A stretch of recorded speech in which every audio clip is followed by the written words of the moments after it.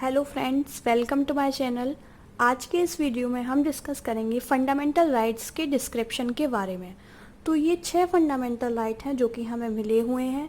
Right to equality number 1, right to freedom second, right against exploitation, right to freedom of religion, cultural and educational right, right to constitutional remedies.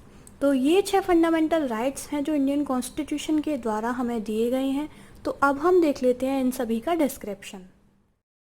तो सबसे पहला हमारा fundamental right है right to equality. Right to equality Indian constitution के article 14 to 18 में described है। Article 14 of the Indian constitution कानून के समक्ष सभी की समानता का एस्टेब्लिशमेंट करता है, that is equality before law and equal protection of laws. Equality before law जो कॉन्सेप्ट है वो ब्रिटिश कॉन्सेप्ट है, वहीं इक्वल प्रोटेक्शन ऑफ लॉज जो कॉन्सेप्ट है वो अमेरिकन कॉन्सेप्ट है। इक्वालिटी बिफोर लॉ रीड करता है कि किसी भी इंडिविजुअल को कानून के समक्ष कोई भी प्रिविलेजेस नहीं मिलेगी, सभी को इक्वल ट्रीटमेंट मिलेगा चाहे वो कोई भी पर्सन हो। वहीं दूसरी ओर इक्वल प्रोटेक्शन ऑफ लॉज जो कि अमेरिकन कॉन्सेप्ट है वो रीड करता है कि इक्वल ट्रीटमेंट मिलना चाहिए under equal circumstances. It means आप एक 10 साल के बच्चे को और एक 30 साल के व्यक्ति को इक्वल ट्रीट नहीं कर सकते इन फ्रंट ऑफ लॉ। जो इक्वल सर्कमस्टेंसेस हैं उनके अंडर इक्वल ट्रीटमेंट मिलना चाहिए। उसके बाद आता है article 15, that is prohibition on discrimination on certain grounds. तो these are 5 grounds, that is religion, number 1 is religion, उसके बाद आता है रेस, उसके बाद आता है कास्ट, उसके बाद आता है sex and then place of birth. It means ये जो 5 ग्राउंड्स दिए हुए हैं इनके बेसिस पे किसी भी पर्सन के साथ डिस्क्रिमिनेशन नहीं किया जाएगा, लेकिन इन 5 ग्राउंड्स के अलावा डिफरेंसेस किए जा सकते हैं। जैसे कि इसी आर्टिकल का सब क्लॉज 3 कहता है कि स्टेट विमेन और चिल्ड्रन के लिए कुछ प्रोविजंस बना सकती है, जैसे विमेन को जो लोकल बॉडीज़ हैं उनमें सीट्स प्रोवाइड कर सकती है, तो वहीं चिल्ड्रन को स्कूल्स में फ्री एजुकेशन मिल सकती है। इसी का सब क्लॉज 4 कहता है कि SC STs एंड जो अदर बैकवर्ड क्लासेस हैं उनको फी कंसेशंस का प्रोविज़न किया जा सकता है। उसके बाद 15 आर्टिकल सब क्लॉज 5 में ये प्रोविज़न है कि स्टेट कुछ सीट्स रिज़र्व कर सकती है जो बैकवर्ड क्लासेस हैं उनके लिए, जो SCs STs हैं उनके लिए एजुकेशनल इंस्टीट्यूट में। ये जो एजुकेशनल इंस्टीट्यूट होंगे वो प्राइवेट, गवर्नमेंट, स्टेट फंड वाले जो होते हैं वो सिर्फ माइनॉरिटी एजुकेशनल इंस्टीट्यूट को छोड़कर ये जो प्रोविज़न है वो सभी जगह लागू होता है। उसके बाद आता है article 16, that is equality of opportunity in public employment. Article 16 read करता है कि किसी भी पर्सन को ये जो 5 ग्राउंड्स हैं religion, race, caste, sex and place of birth, इनके आधार पर पब्लिक एम्प्लॉयमेंट से वंचित नहीं रखा जाएगा, डिस्क्रिमिनेट नहीं किया जाएगा। लेकिन आर्टिकल 16 का सब क्लॉज 3 पार्लियामेंट को ये राइट देता है कि पार्लियामेंट जो है कंडीशंस बना सकती है, कंडीशंस को हटा सकती है। उसके तहत इंडियन पार्लियामेंट ने 1957 में एक एक्ट लागू किया। उसके तहत उसमें कहा गया कि रेजिडेंस के आधार पर किसी भी व्यक्ति को स्टेट में जो जॉब है उससे नहीं हटाया जा सकता या फिर उसके बेसिस पे उसके साथ डिस्क्रिमिनेशन नहीं किया जा सकता। हालांकि ये जो प्रोविज़न है इंडिया के कुछ ही स्टेट्स में एप्लीकेबल होता है, जैसे कि हिमाचल प्रदेश, आंध्र प्रदेश एक्सेट्रा, कुछ ही स्टेट हैं, ये मेजर है दोनों। उसके बाद आता है article 17, that is abolition of untouchability. इसका मतलब है कि इंडिया में छुआछूत बैन होगा और किसी के साथ भी अगर इस तरीके से प्रैक्टिस की जाती है तो वह कानूनन अपराध होगा। उसके बाद आता है last of equality, that is article 18, abolition of title. Title से यहाँ पे मतलब है कि इंडिया में कोई भी इंडिविजुअल अपने नाम के आगे सिर्फ एकेडमिक्स और मिलिट्री को छोड़ के कोई सा तीसरा टाइटल यूज़ नहीं करेगा। इट मीन्स कि इंडियन ओरिजिन कोई भी पीपल फॉरेन से कोई भी अपने जो है अपने नेम के लिए टाइटल एक्सेप्ट नहीं कर पाएगा, और अगर करेगा तो उसके लिए जो है उसको प्रेसिडेंट से परमिशन लेना कंपलसरी है। नाउ द क्वेश्चन इज़ कि ये जो प्रोविज़न है अबॉलिशन ऑफ टाइटल, ये क्यों ऐड किया गया? तो इसके पीछे एक ये जो रीज़न है, जो लॉजिक है, वो ये है कि जब हम कॉलोनियल रूल में थे तो जो लोकल टाइटल्स थे, दीवान, महाराजा, राय साहब, इनको हटाने के लिए और जो इंडियन सिटीजन्स हैं, जो इंडिविजुअल्स हैं, उनके बीच इक्वालिटी इस्टेब्लिश करने के लिए ये प्रोविज़न डाला गया, अबॉलिशन ऑफ टाइटल्स। तो ये है हमारा right to equality complete, that is equality before law and equal protection of laws, prohibition on discrimination on certain grounds, and these are the 5 grounds. Article 16 of equality of opportunity in public employment, Article 17 abolition of untouchability, and Article 18 abolition of titles. उसके बाद हम देखते हैं हमारा दूसरा fundamental right, that is right to freedom. तो ये है हमारा दूसरा fundamental right, that is right to freedom, जो कि आर्टिकल 19 to 22 में डिस्क्राइब्ड है। आर्टिकल 19 इंडिविजुअल को freedom of press and speech देता है। आर्टिकल 19 के अकॉर्डिंग इंडिविजुअल को ये अधिकार है कि वो अपने जो व्यूज़ हैं वो एक्सप्रेस कर सकता है। आर्टिकल 19 के 6 पार्ट्स हैं, that is number 1 is speech, right to press and speech उसका फर्स्ट पार्ट है, जो कि इंडिविजुअल को ये आज़ादी देता है कि इंडिविजुअल को ये आज़ादी है कि वह अपनी जो व्यूज़ हैं उनको एक्सप्रेस कर सकता है, उसके पास प्रेस का राइट्स है, and this right is known as the mother of all liberties. उसके बाद आता है राइट टू असेंबली। इंडिविजुअल को ये अधिकार है कि असेंबली कर सकता है, वो एसोसिएशन बना सकता है, मूव कर सकता है, ऑल इंडिया कहीं भी रह सकता है और कोई भी प्रोफेशन अडॉप्ट कर सकता है। तो ये जो 6 राइट्स हैं वो इंडिविजुअल की लिबर्टी को, उसकी फ्रीडम को एक्सप्रेस करते हैं, उसकी फ्रीडम को एनहांस करते हैं। लेकिन ये जो 6 राइट्स हैं वो एब्सोल्यूट नहीं है। इट मीन्स स्टेट को ये राइट है कि वो इन 6 राइट के ऊपर रेस्ट्रिक्शंस लगा सकते हैं, और रेस्ट्रिक्शंस जो है वो लगाने की जो वजह होगी वो स्टेट की सिक्योरिटी, स्टेट के फॉरेन रिलेशंस, इट मीन्स आप स्टेट की जो यूनिटी एंड इंटीग्रिटी है उसके अगेंस्ट में कुछ भी नहीं बोल सकते। जैसे कि फ्रीडम टू असेंबली है तो दैट इज़ विदाउट आर्म्स।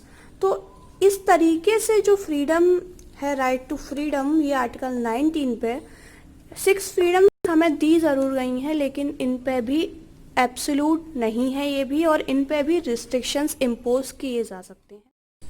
उसके बाद आता है article 20, that is conviction for offences. इसके अंतर्गत एक क्रिमिनल को या फिर एक व्यक्ति को जिसको अरेस्ट किया गया है उसको किस तरीके से पनिश किया जाएगा यह डिस्क्राइब किया गया है।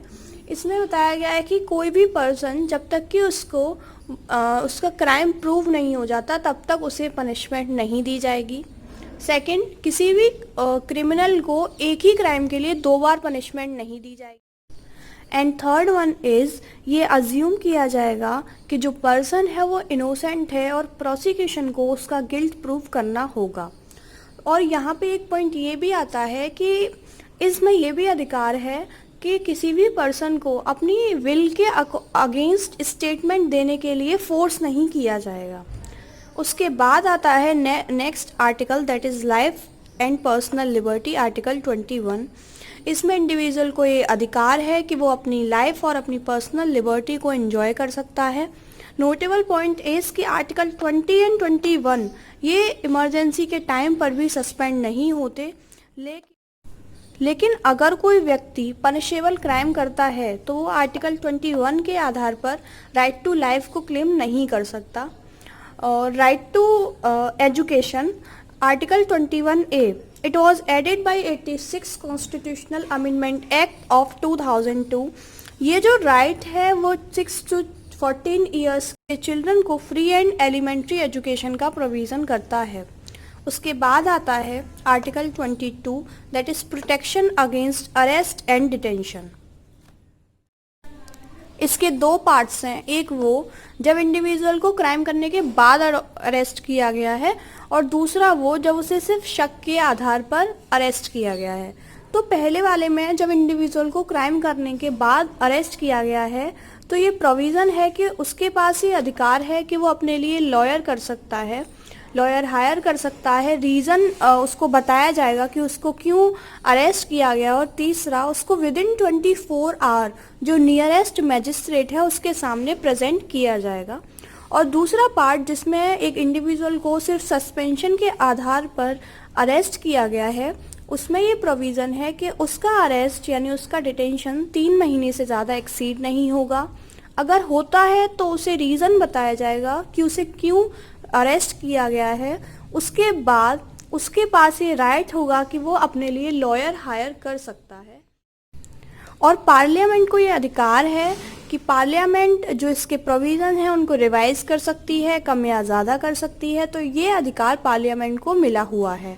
तो it is all about right to freedom, जो कि इंडियन कॉन्स्टिट्यूशन के 1922 में डिस्क्राइब्ड है।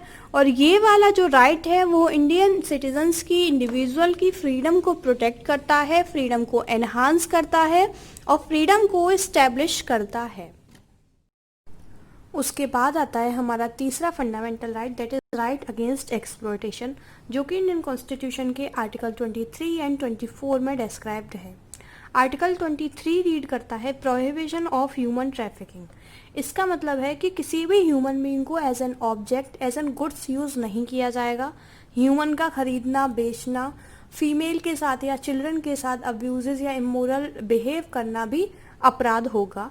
उसके बाद आता है आर्टिकल 24, वो रीड करता है prohibition of child labour. It means 14 साल से छोटे बच्चों का फैक्ट्रीज में वर्क करना, कंस्ट्रक्शन साइट पे वर्क करना, रेलवे साइट्स पे वर्क करना अपराध होगा। चाइल्ड लेबर इंडिया में कम्प्लीटली बैन है। ये है हमारा fourth fundamental right, that is right to freedom of religion, जो कि इंडियन कॉन्स्टिट्यूशन के आर्टिकल 25 से 28 में डिस्क्राइब्ड है। आर्टिकल 25 इंडिविजुअल को ये फ्रीडम देता है कि इंडिविजुअल अपने तरीके से अपने रिलीजियस अफेयर्स को मैनेज करने के लिए फ्री है। इंडिविजुअल अपनी इनर कॉन्शियसनेस के अकॉर्डिंग अपनी जो भी उसका पसंदीदा रिलीजन है उसके रिचुअल्स को फॉलो कर सकता है, उसके गॉड की वर्शिप कर सकता है। ये स्टेट का जो मैटर है वो नहीं है, स्टेट के जो ग्राउंड्स हैं उससे बाहर है। और इंडिविजुअल को यहाँ पे ये राइट है कि वो अपने रिलीजियस अफेयर्स को खुद मैनेज करेगा। आर्टिकल 26 संप्रदाय यानी रिलीजियस ग्रुप्स को ये राइट देता है कि वो रिलीजियस इंस्टीट्यूशन को ओपन कर सकते हैं, मैनेज कर सकते हैं, और जो भी अफेयर्स उसके रिलीजन से रिलेटेड हैं उनको वो खुद ही देख सकते हैं, स्टेट इंटरफेयर नहीं करेगा। यहाँ पे वो जो उनकी प्रॉपर्टी है, जो उन्होंने रिलीजियस इंस्टीट्यूट ओपन किया है, जो प्रॉपर्टी है उसका खरीदना बेचना सब उस ग्रुप के हाथ में, उस संप्रदाय के हाथ में है, और ये संप्रदाय की फ्रीडम है, स्टेट का इससे कोई लेना देना नहीं है। वहीं आर्टिकल 27 इंडिविजुअल को ये फ्रीडम देता है कि अगर कोई भी इंडिविजुअल रिलीजन को प्रमोट करता है, चैरिटेबल वर्क करता है, चैरिटी में जो मनी है वो दान करता है, चैरिटी करता है, तो उस पर कोई भी टैक्स नहीं लगेगा। आर्टिकल 28 रीड करता है कि किसी भी एजुकेशनल इंस्टीट्यूट में जो कि कम्प्लीटली स्टेट फंड के द्वारा रन होता है, रिलीजियस एजुकेशन या रिलीजियस इंस्ट्रक्शंस नहीं प्रोवाइड किए जाएंगे। वहीं दूसरी ओर आर्टिकल 28 इंडिविजुअल को ये राइट देता है कि इंडिविजुअल जो रिलीजियस वर्शिप है, रिलीजियस जो प्रेयर्स है, उसको अटेंड करने के लिए बाध्य नहीं है, फ्री है। उसका मन है तो वो अटेंड करेगा, उसका मन है तो वो अटेंड नहीं करेगा। इंस्टीट्यूशंस उसको बाध्य नहीं कर सकते। उसके बाद आता है हमारा fifth fundamental right, that is cultural and educational rights. ये फंडामेंटल राइट माइनॉरिटीज़ के जो राइट्स हैं उनका प्रोटेक्शन करता है। ये फंडामेंटल राइट आर्टिकल 29 एंड 30 में डिस्क्राइब्ड है। आर्टिकल 29 रीड करता है कि कोई भी इंडिविजुअल माइनॉरिटी के बेस पे किसी भी एजुकेशनल इंस्टीट्यूट में एडमिशन लेने से नहीं रुकेगा। इट मीन्स किसी भी इंडिविजुअल को सिर्फ इस वजह से किसी भी इंस्टीट्यूट में एडमिशन लेने से नहीं रोका जा सकता कि वो किसी डिस्टिंक्ट लैंग्वेज का है, रेस का है, रिलीजन का है या फिर कल्चर का है। इट मीन्स माइनॉरिटी बेसिस पे उसका एडमिशन किसी भी एजुकेशनल इंस्टीट्यूट में नहीं रुकेगा। आर्टिकल 30 रीड करता है कि माइनॉरिटी जो ग्रुप्स हैं, जो माइनॉरिटीज़ हैं, उनके पास ये अधिकार है कि वो अपने एजुकेशनल इंस्टीट्यूट इस्टेब्लिश कर सकती हैं। इंडिया में AMU, जामिया मिलिया इसी का उदाहरण है। ये है हमारा last and six fundamental right, that is right to constitutional remedies. According to Dr. Ambedkar, right to constitutional remedies is the heart and soul of the Indian Constitution. Right to constitutional remedies individual को ये right देता है कि वो अपने fundamental right के enforcement के लिए कोर्ट मूव कर सकता है. राइट टू कॉन्स्टिट्यूशनल रेमेडीज के अंतर्गत 5 रिट्स इशू की जाती हैं जो कि high court and supreme court दोनों कर सकते हैं. सुप्रीम कोर्ट आर्टिकल 32 में रिट्स इशू करता है तो वहीं हाई कोर्ट आर्टिकल 226 में रिट्स इशू करता है. The difference between both is, जो सुप्रीम कोर्ट की रिट्स हैं वो सिर्फ फंडामेंटल राइट्स के लिए इशू होती हैं, तो वहीं पे हाई कोर्ट्स की जो रिट्स हैं वो अदर लीगल वर्क्स के लिए भी इशू की जा सकती हैं. सुप्रीम कोर्ट की जो रिट्स हैं वो ऑल इंडिया एप्लीकेबल हैं, तो वहीं हाई कोर्ट्स की जो रिट्स हैं वो with in state territory applicable हैं. तो these are the 5 writs. First of all, habeas corpus. It means to present with the body. अगर पुलिस किसी भी पर्सन को अरेस्ट करती है तो ये उसका फंडामेंटल राइट है कि उसको within 24 hour near magistrate के सामने प्रेजेंट किया जाए. दूसरी है mandamus. It means we command. यहाँ पे क्या होता है, कोई भी पब्लिक ऑफिशियल अगर अपनी ड्यूटी जो है अपने वर्क्स नहीं कर रहा है तो जुडिशरी को ये अधिकार है कि जुडिशरी रिट्स इशू करके उसको कमांड कर सकती है कि वो अपनी ड्यूटीज़ को प्रॉपर फुलफिल करे. And the third writ is prohibition. It means to limit. ये वाली जो रिट है वो हायर कोर्ट के द्वारा लोअर कोर्ट को इशू की जाती है. इस रिट के अंतर्गत हायर जुडिशरी लोअर जुडिशरी को इंस्ट्रक्शन देती है कि जो लोअर जुडिशरी जिस पर्टिकुलर केस की हियरिंग कर रही है वो उसके लिमिट में नहीं आता, वो उसके जुरिसडिक्शन में नहीं आता. तो इस तरीके से हायर जुडिशरी लोअर जुडिशरी का जो जुरिसडिक्शन है उसको लिमिट कर देती है. उसके बाद चौथी रिट है सर्टोरियो. इसके मतलब है टू बी सर्टिफाइड. इसमें क्या होता है कि ये वाली भी writ higher judiciary lower judiciary को इशू करती है.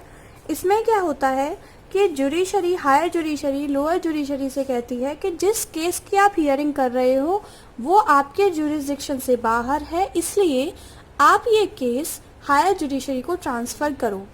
The difference between prohibition and certiorari is, prohibition जब इशू की जाती है जब जो फाइनल डिसीजन है वो पेंडिंग होता है, और सर्टोरियो जब की जाती है जब फाइनल डिसीजन पेंडिंग नहीं होता है. And the last writ is quo warranto. It means by what authority. यहाँ पे क्या होता है कि अगर कोई भी पब्लिक ऑफिशियल अपने जुरिसडिक्शन से एक्स्ट्रा वर्क करता है तो जुडिशरी को ये राइट है कि वो रिट इशू करके उससे पूछ सकती है कि बाई वॉट अथॉरिटी, किस अथॉरिटी के आदेश के द्वारा आप ये वर्क कर रहे हैं. तो यहाँ पे जो पब्लिक ऑफिशियल है उसका जो वर्क है वो उसको भी अपनी जो जुरिसडिक्शन है उसी में रहना है. अगर वो एक्स्ट्रा वर्क करता है तो जुडिशरी उसके पास रिट्स इशू कर सकती है. तो it is all about our 6th fundamental right, that is right to constitutional remedies. Now the question is कि कौन सा फंडामेंटल राइट किसके लिए अवेलेबल है.